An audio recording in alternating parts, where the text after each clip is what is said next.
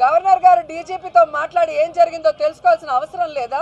ఆ రిపోర్ట్స్ కేంద్రానికి పంపించాల్సిన అవసరం లేదా? దాని మీద చర్యలు చేపట్టాల్సిన అవసరం లేదా? మీరే చెప్పారు కదా నిన్న, మా పరిధిలో లేదు, ఇది కేంద్ర పరిధిలో, కేంద్రం ఫెయిల్యూర్ అని. మరి కేంద్రానికి తెలిస్తేనే కదా వాళ్ళు యాక్షన్ తీసుకునే అవకాశం ఉంటుంది. అంటే వాళ్ళు యాక్షన్ తీసుకుందామని అడిగితే ఒక మాట, లేకపోతే వాళ్ళని ఎత్తిని దోసేద్దామని మీరు ఒక ఆలోచన.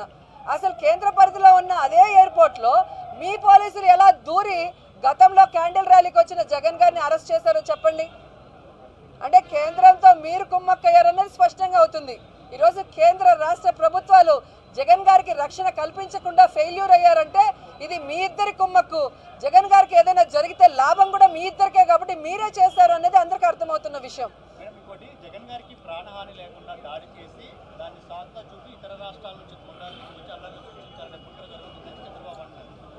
చంద్రబాబు నాయుడు లాగా సొంత మామ మీదే చెప్పులేసి ముఖ్యమంత్రి పదవి లాక్కునే అలవాటు జగన్మోహన్ రెడ్డి గారికి ఉండింటే ఈరోజు చంద్రబాబు నాయుడు ముఖ్యమంత్రిగా సీట్లో కూర్చొని ఉండేవాడు కాదు.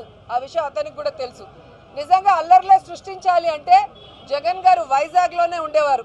గతంలో రోసయ్య గారు చాలాసార్లు చెప్పారు, చంద్రబాబు నాయుడికి కుడి చేతికి ఏదో తగిలిందని చెప్తాడు, ఎడం చేయి పట్టుకొని యాక్ట్ చేస్తాడు, అంత మేధావి అని చెప్పి. అలాంటి మేధావితనం మా జగన్ గారికి లేదు.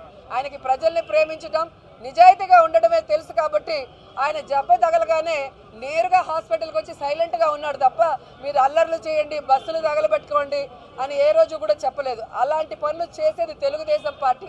పచ్చకామర్లోడికి లోకమంతా పచ్చగా కనిపిస్తుంది అన్నట్టుగా చంద్రబాబు నాయుడికి ఆయన చేసినట్టే అందరూ చేస్తారని అనుకుంటాడు. కామెంట్ చేయండి. ఎప్పటికప్పుడు మా వీడియోస్ చూడాలంటే సబ్స్క్రైబ్ చేసుకోండి.